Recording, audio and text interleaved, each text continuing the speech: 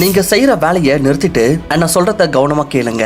ஏன்னா இந்த வீடியோ பார்த்த பிறகு நீங்களே சொல்லுவீங்க, பா சமடானே நான் வாழ்க்கையை மாத்தக்கூடிய விஷயங்களை கத்துக்கிட்டேன். இங்க பாருங்க, மனிதர்கள் எவ்வளவுதான் உழைச்சாலும் சரி, அவர் கடினமா உழைச்ச பிறகோ இந்த மாதிரி ஒரு தருணம் கண்டிப்பா வரும். அதுல அவருக்கு வேலை செய்யணும்ன்ற நம்பிக்கையே வராது. அவருக்கு தோணும், இப்ப மனசே இல்லன்னு, நான் என்ன செய்யறது, அப்புறமா செஞ்சுக்கிறேன். ஆனா இன்னைக்கு மோட்டிவேஷன் கொடுக்கறது கூடவே நான் பிராக்டிகலி உங்களுக்கு விஷயங்களை சொல்லுவேன். வாழ்க்கையில முன்னேறத்துக்கு உங்களையே புஷ் பண்றது எவ்வளவு அவசியம்னு இந்த வீடியோவை ஒரு கதையோட உதவியுடன் ஆரம்பிப்போம். ஒரு பையன் இருந்தா, அவர் ரீசெண்டா தான் படிப்பை முடிச்சாரு. அவர் நல்லா படிப்பாரு, ஒவ்வொரு வாட்டி எக்ஸாம்ல நல்ல மார்க்ஸ் எடுத்து கிளாஸ்ல டாப் ஆவாரு. ஆனா பாஸ் ஆயிட்டாரு, ரிசல்ட் நல்லா தான் வந்தது. ஆனா விஷயம் ஜாப்னு வந்ததுமே அவருக்கு எங்கேயுமே ஜாபே கிடைக்கல. அவர் ஜாபை தேடிக்கிட்டு கிராமத்தை விட்டு நகரத்துக்கு போயிட்டாரு. 2-3 நாள் கடினமா தேடினாரு. ஆனா அவருக்கு எங்கேயுமே வேலையே கிடைக்கல. எங்க போனாலும் மக்கள் அவரை நிராகரிச்சிடுறாங்க. ஒரு வாட்டி உட்காந்து யோசிக்கிறாரு, நான் எக்ஸாம்ல மார்க்ஸ் நல்லா தான் எடுத்தேன், ஒவ்வொரு வாட்டியும் நான் நல்லா பாஸ் ஆனேன், எனக்கு நாலேஜ் நல்லா தான் இருக்கு, ஆனாலும் ஏன் எனக்கு வேலை கிடைக்கல, ஏன் நான் ஒவ்வொரு வாட்டியும் ஃபெயில் ஆக்குறேன். அவர் உள்ளுக்குள்ள இருந்து இந்த விஷயத்தை நினைச்சு ரொம்பவே கவலைப்பட்டு இருந்தாரு. கடைசியாக தோல்வியை ஒத்துக்கிட்டு அவர் வீட்டுக்கு போகணும்னு நினைக்கிறாரு. அப்ப திடீர்னு தெரியல அவரோட மனசுல இந்த எண்ணம் எங்க வந்துச்சுன்னு. சரி, இன்னும் ஒரு வாட்டி முயற்சி பண்ணுவோம், போ இன்னும் ஒரே ஒரு வாட்டி முயற்சி. அவர் அங்க உட்காந்துட்டே தான் இருந்தாரு. அப்ப அவருக்கு ஒரு பணக்கார சேட்டோட வீடு தெரியுது. சோ அவர் யோசிச்சாரு, இந்த சேட் பணக்காரர், அப்ப கண்டிப்பா அவர்கிட்ட எதனா சேர்த்துக்கான ஒரு வேலை இருக்கும், ஏன் கடைசியா ஒரு வாட்டி முயற்சி தான் பண்ணி பார்க்க கூடாது. இதை யோசிச்சுக்கிட்டு அவர் அந்த சேட்டோட வீட்டுக்கு போகிறாரு. அண்ட் சொல்றாரு, முதலாளி எனக்கு எதனா வேலை இருக்கா? அதுக்கு அவர் சொல்றாரு, வேலை இருக்கு, ஆனா உன்னால அதை பண்ண முடியுமா? அதுக்கு அவர் சொன்னாரு, எஸ் நான் வந்து ரொம்ப உழைப்பேன், இங்க பாருங்க என்னோட ரிசல்ட்ஸ், எவ்வளவு மார்க்ஸ் எடுத்திருக்கேன், நான் எப்பவுமே கிளாஸ்ல டாப்பரா தான் இருந்திருக்கேன். அதுக்கு அந்த முதலாளி சொன்னாரு, எனக்கு இதுக்கான அவசியமே இல்ல, ஏன்னா எனக்கு தெரியுது, நீ ஒரு வேலை செய், அங்க சில கல்கள் இருக்கு, அதை எடுத்து ஒரு பையில நிரப்பு, அண்ட் அந்த பைகளை நிரப்பிட்டு என்னோட ஆபீஸ்க்கு வா. பையன் ரொம்பவே சந்தோஷமாயிட்டான் அண்ட் சீக்கிரமா வேலை செய்ய ஆரம்பிச்சான். முதலாளி அவர்கிட்ட சொல்லியிருந்தாரு, நீ அந்த பையன் நிரப்பிருந்தமே என்னோட ஆபீஸ்க்கு வான்னு, மிச்ச விஷயங்க நம்ம அங்க பேசலாம். அந்த பையன் சீக்கிரமா எல்லா கல்களையும் பொறுக்கிட்டு அந்த பையன் நிரப்பிட்டாரு. அண்ட் முதலாளி கிட்ட போய் சொல்றாரு, நான் அந்த வேலைகளை முடிச்சிட்டேன். எதுக்கு அந்த முதலாளி சொல்றாரு, நான் ஒரு தவறு செஞ்சுட்டேன், நீ ஒரு வேலை செய், நீ அந்த கல்களை திரும்பவும் அதே இடத்துல வச்சிரு. அந்த பையன் எந்த ஒரு கேள்வியும் கேட்காம திரும்ப போனாரு. அண்ட் அந்த கல்களை எடுத்து அதே இடத்துல வச்சுட்டாரு. பாவம் பையன் ரொம்பவே சோர்வாயிட்டான். பிறகு அந்த முதலாளி கிட்ட போய் சொல்றாரு, முதலாளி நான் வேலையை முடிச்சிட்டேன். முதலாளி சொல்றாரு, நீ இன்னைக்கு ரொம்ப டயர்ட் ஆயிட்ட, இப்ப நீ வீட்டுக்கு போ, மிச்சத்தை நாளைக்கு காலையில பாத்துக்கலாம். அடுத்த நாள் பையன் காலையில வந்தான். அண்ட் அந்த முதலாளி இதே வேலையை திரும்ப சொல்றாரு. 2-3 நாள் ஒரே வேலையை செஞ்ச பிறகு முதலாளி அவர்கிட்ட கேக்குறாரு, ஏன் உனக்கு கோபம் வரலையா? ஏன்னா நீ சோர்வே ஆகல, நீ ஒரு கேள்வி கூட கேட்கல. அதுக்கு அந்த பையன் சொன்னா, இல்ல முதலாளி, நான் ஏன் கேள்வி கேட்கலனா, என்னோடது என்ன வேலையோ அது என்னுடைய பொறுப்பு, எனக்கு இது இல்லாம வேற எந்த ஆப்ஷனும் இல்ல, அண்ட் எனக்கு இந்த வேலையும் பிடிச்சிருக்கு. முதலாளி சந்தோஷமானாரு. உண்மையில இந்த இன்டர்வியூ இப்படிதான் நடந்துட்டு இருந்தது. நாளையில இருந்து உன்னோட வேலை நிச்சயம். பாருங்க, வாழ்க்கையில எப்பவுமே ஒரு விஷயத்தை ஞாபகத்துல வச்சுக்கோங்க, பிராக்டிகல் லைஃப் அண்ட் புத்தகத்துல படிச்ச விஷயங்களுக்கு இடையே ரொம்பவே பெரிய வித்தியாசம் இருக்கு. புத்தகங்களை படிக்கிறது ரொம்பவே சுலபம், ஆனா ஒரு உண்மையான வாழ்க்கையில எப்பவுமே வேல்யூ ஒரு பிராக்டிகல் லைஃபாவே இருக்கும். இன்னைக்கு வீடியோல டோட்டல் 4 பாயிண்ட்ஸ் பத்தி பாக்குவோம். இந்த 4 பாயிண்ட்ஸ் ரொம்பவே இம்பார்ட்டன்ட், இத கண்டிப்பா நோட் பண்ணி வச்சுக்கோங்க. முதல் பாயிண்ட், உங்களையே வேலை செய்ய கட்டாயப்படுத்துறதுக்கான பழக்கத்தை உருவாக்கிக்கோங்க. உங்களையே ஆர்டர் பண்ண கத்துக்கோங்க. ஏன்னா நீங்க உங்களோட மனதுக்கு ஆர்டர் கொடுத்தீங்கன்னா அப்ப நீங்க உங்க மனசோட முதலாளி மாதிரி பிஹேவ் பண்ணுவீங்க. பட் அதுவே நீங்க உங்க மனசோடைய நண்பர் ஆனீங்கன்னா அப்ப எப்பவுமே விஷயங்க உங்க கண்ட்ரோலை விட்டு வெளியே போயிடும்.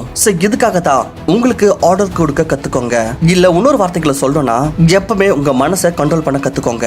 எப்ப நீங்க உங்க மனதை கண்ட்ரோல் பண்ணாம உங்க மனது உங்களை கண்ட்ரோல் பண்ணுதோ அப்ப பாத்தீங்கன்னா உங்களோட வாழ்க்கை ஒரு தவறான டைரக்ஷன்ல போயிடும். இதுக்காக தான் எப்பவுமே உங்களோட மனது உங்களோட கைகள்ல இருக்கணும். ரெண்டாவது, தனியா வேலை செய்யறதுக்கான பழக்கத்தை உருவாக்குங்க. இங்க பாருங்க, வாழ்க்கையில சக்சஸ்ஃபுல்லா மக்கள் எப்ப சீக்கிரமா ஆகுறாங்கன்னா, எப்ப அதிகபட்சமான சமயம் தனியா இருக்காங்களோ. ஒன்னா உட்காந்து படிக்கிறதுக்கும் தனியா உட்காந்து படிக்கிறதுக்கும் ரொம்ப பெரிய வித்தியாசம் இருக்கு. நீங்க தனியா படிக்கிறப்போ உங்களுடைய கவனம் ஒரே இடத்துலயே இருக்கும். அண்ட் இந்த பிஹேவியர் தான் ஒரு விஷயத்தை பத்தி சரியாக கத்துக்கிறதுக்கு நல்லது. உங்க வேலையோட லிஸ்ட் போடுங்க. அண்ட் எதெல்லாம் ரொம்ப முக்கியமான வேலையா இருக்கோ அதை அந்த நாளே முடியுங்க. சோ தட் நாளைக்கு எதுவுமே மிச்சம் இருக்க கூடாது. தேவையில்லாத ஆட்கள், தேவையில்லாத சொந்தம், இல்ல எதனா தேவையில்லாத விஷயங்க எதனா ஒரு வழியில உங்களை தவறான டைரக்ஷன் எடுத்துன்னு போகுதோ அது எல்லாத்தையும் தள்ளி வச்சுட்டு உங்களையே தனிமைப்படுத்திக்கோங்க. இது ரொம்பவே நல்லது. மூணாவது, உங்களையே வேல்யூ பண்ணுங்க. இங்க பாருங்களேன், உங்களுக்கே நீங்க மதிப்பு கொடுக்காத வரைக்கும் அது வரைக்கும் இந்த உலகம் உங்களை கண்டுக்கவே கண்டுக்காது. உங்களோட வேல்யூ, உங்களோட ஐடென்டிட்டி உங்களுக்கு கண்டிப்பா தெரிஞ்சிருக்கணும். உங்களுக்கு கண்டிப்பா தெரிஞ்சிருக்கணும் நீங்க ஆக்சுவலா யாருன்னு. பாருங்களேன், உங்களோட குறைகளை பத்தி தெரிஞ்சுக்கிறது தவறான விஷயம் கிடையாது. நீங்க உங்களுடைய குறைகளை பத்தி தெரிஞ்சுக்கிட்டீங்கன்னா அப்பதான் நீங்க அதை மாற்றத்தை பத்தி யோசிப்பீங்க. அண்ட் இந்த மாற்றம் தான் உங்க வாழ்க்கையை மாற்றத்துக்கான ஒரு ரொம்ப பெரிய பங்கா இருக்கு. ஒரு லிஸ்ட் போடுங்க, உங்களுக்குள்ள என்னென்னலாம் தவறான விஷயங்கள் இருக்குன்னு. அப்படி என்ன மாதிரியான விஷயங்கள் உங்களை முன்னேறாம தடுக்குது, அண்ட் என்ன நல்ல விஷயங்களா உங்களால யூஸ் பண்ண முடியும் உங்களை முன்னேற்றத்துக்கு. இங்க பாருங்க, வாழ்க்கையில மத்தவங்க மீது இல்ல உங்க மீதே கவனம் செலுத்துறதுனால தான் உங்களால வெற்றி அடைய முடியும். முடியும். நீங்க உங்களுக்குள்ள எவ்வளவு சேஞ்சஸ் எடுத்துட்டு வரீங்களோ, உங்களையே எவ்வளவு மாத்திக்கிறீங்களோ அந்த அளவுக்கு உங்களோட ஃபியூச்சருக்கு நல்லது. உண்மையில நம்மளுடைய அவுட்டர் வேர்ல்ட் வந்து நம்மளுடைய இன்னர் வேர்ல்டுக்குள்ள ரொம்பவே லிங்க் ஆயிருக்கு. முழு கேமும் நம்மளுடைய பெர்ஸ்பெக்டிவ் கண்ணோட்டத்தால தான். எந்த கண்ணோட்டத்துடன் நீங்க பாக்குறீங்களோ அதே போல தான் உங்களுக்கு எல்லா விஷயமும் தெரிய வரும். 4வது, உங்ககிட்டயே கேள்வி கேளுங்க. இங்க பாருங்க, எனக்கு தெரியும் காலை மாலை எல்லா நாளும் ஒரே மாதிரியே கழிஞ்சு போயிருது. நாளுடைய ஒவ்வொரு பகுதியும் அப்படியே போயிருது. ஆனா நான் உங்ககிட்ட சொன்னல, நம்மள பத்தி நம்ம யோசிக்கிறப்போ அப்ப நமக்கு தவறுகள் என்னடத்து தெரிய வருது. உலகத்தை விடுங்க, உங்க மீது கவனத்தை செலுத்துங்க. இதுதான் நல்லது, இது நிஜமா நல்ல விஷயம். ஆனா நம்ம கிட்ட நம்ம கேள்வி கேட்கிறப்போ அப்ப நமக்குள்ள இருக்கிற குறைகள் என்னன்றத பார்ப்போம். அண்ட் இந்த விஷயம் தான் நம்மள முன்னேறத்துக்கு உதவி செய்யுது. நீங்க டெய்லி நாள்ல எவ்வளவு வேலை செய்றீங்க, ஈவினிங் டைம்ல ஒவ்வொரு விஷயத்தையும் கணக்கு போடுங்க. நீங்க இன்னைக்கு அவசியமான வேலைகள்ல எவ்வளவு வேலை செஞ்சீங்க, அண்ட் எந்தெந்த வேலை எல்லாம் நிறைய இல்லாம நின்னுட்டு இருக்கு, அண்ட் என்ன மாதிரியான விஷயங்களா நம்ம செஞ்சிருக்க கூடாது. நீங்க இன்னைக்கு என்ன கத்துக்கிட்டீங்க, அண்ட் இன்னைக்கு நீங்க என்ன புரிஞ்சுக்கிட்டீங்க.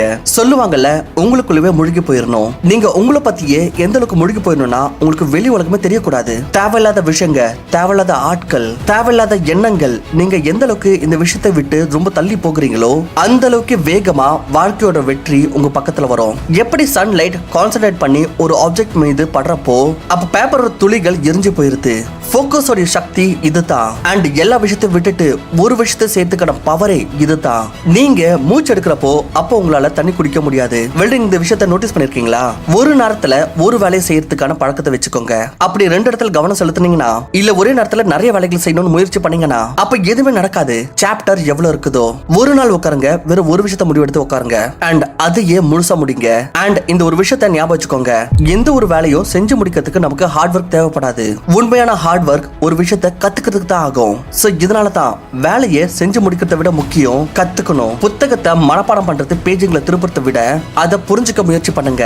ஏன்னா நீங்க விஷயங்களை புரிஞ்சுக்கிறப்போ அது ரொம்ப நீண்ட நேரத்துக்கு உங்களோட ஞாபகத்துல இருக்கும். மனப்பாடம் பண்ண விஷயங்க சில நேரத்துக்கு அப்புறம் மறைஞ்சு போயிடும். வாழ்க்கையில ஒரு விஷயத்தை எப்பவுமே ஞாபகத்துல வச்சுக்கோங்க, படிக்கிறத விட ரொம்ப முக்கியம் சக்சஸ் ஆகிறது. நம்ம படிக்கிறதுக்கான காரணமே வெற்றி அடையறதுக்கு தான். சோ இதுக்காக தான் படிக்கிறதுக்கு இல்ல, கத்துக்கிறதுக்கு உட்காருங்க. ஐ ஹோப் இந்த வீடியோ உங்களுக்கு ரொம்பவே பிடிச்சிருக்கும் அப்படின்னு நான் நினைக்கிறேன். அப்படி பிடிச்சிருந்துச்சுன்னா மறக்காம வீடியோக்கு லைக் பண்ணிட்டு இந்த மாதிரி அமேசிங் வீடியோஸ் தொடர்ந்து பார்க்க நம்மளோட சேனலுக்கு கண்டிப்பா சப்ஸ்கிரைப் பண்ணுங்க. தேங்க்யூ ஃபார் வாட்சிங்.